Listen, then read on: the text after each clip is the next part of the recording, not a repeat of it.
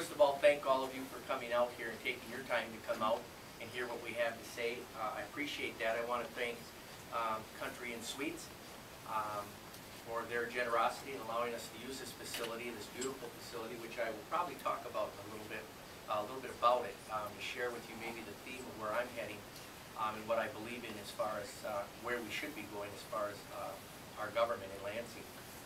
Yes, my daughter did say Lansing, so that's the one I'm running for, right? Yep. Okay. I do want to straighten a little bit out, just explain maybe to a few people that maybe have heard some things that have happened, and that's what we've been really trying to do today, to make sure everybody understands exactly what took place and why I'm here today talking about I'm running for the state Senate.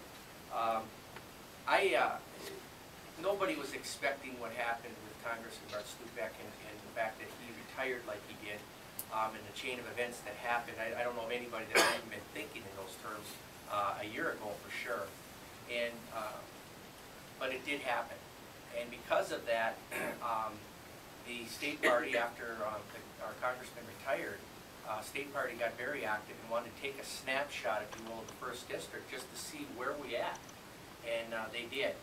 I did not know that at the time. And when they did the first snapshot, they looked at the numbers and were so surprised by them, they went and took another one to verify the first one, and the numbers came back exactly the same. So they knew they were onto something. Kind of was pretty telling as to where the mood was of the people of the first district and where we were heading. But the reason I got called in after the second poll was because what I didn't know is they had added my name to the poll, and there was good people involved in this whole thing, that they threw everybody's name out there, and the polling came back quite telling, and it showed me out in front of the poll as far as running for Congress, and that landed me a conversation with Ambassador Ron Weiser, the Republican chair of the state of Michigan. We spent about an hour on the phone after we had some time to think about this, and he pretty much said that this is a seat that, you know, if you could get out there and you could raise money, you certainly have a very good shot at winning the seat, meaning Congress.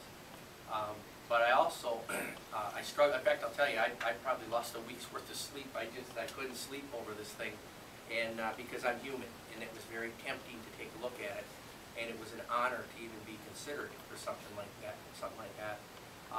But my wife and I talked about it, and I think for me what was the defining moment was that the ambassador I mentioned earlier, several senators down in Lansing that I went to a year and a half ago to present a plan to them of putting together a package to try and get to this Senate seat and win this Senate seat.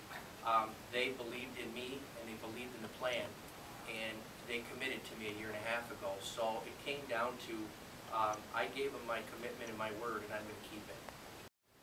We're going to be changing out our governor, the AG, the Secretary of State, all of the House seats, and almost all of the Senate seats.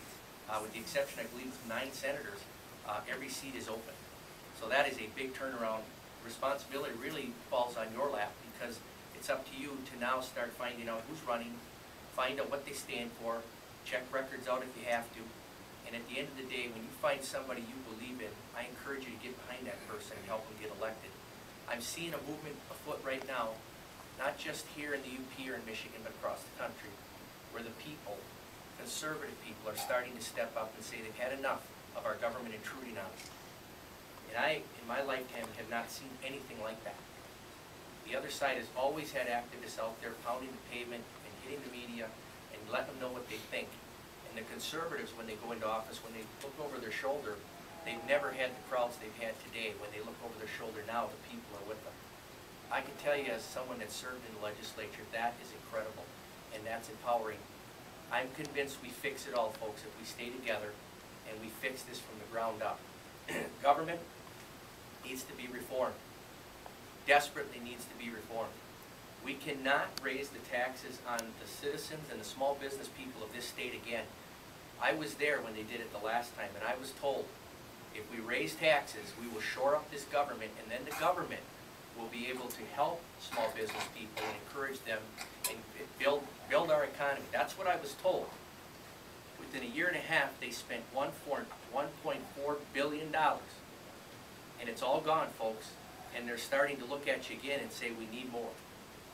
And we were also told then that we were going to reform this government when that happened. That didn't happen. You're going to hear some words like the general fund budget has been cut, so apparently we've cut government. There's some truth to that. General fund budget has been cut. But actual spending of the state of Michigan, the government of the state of Michigan, from the year '02 to current, went from $38 billion to currently they're spending $45 billion.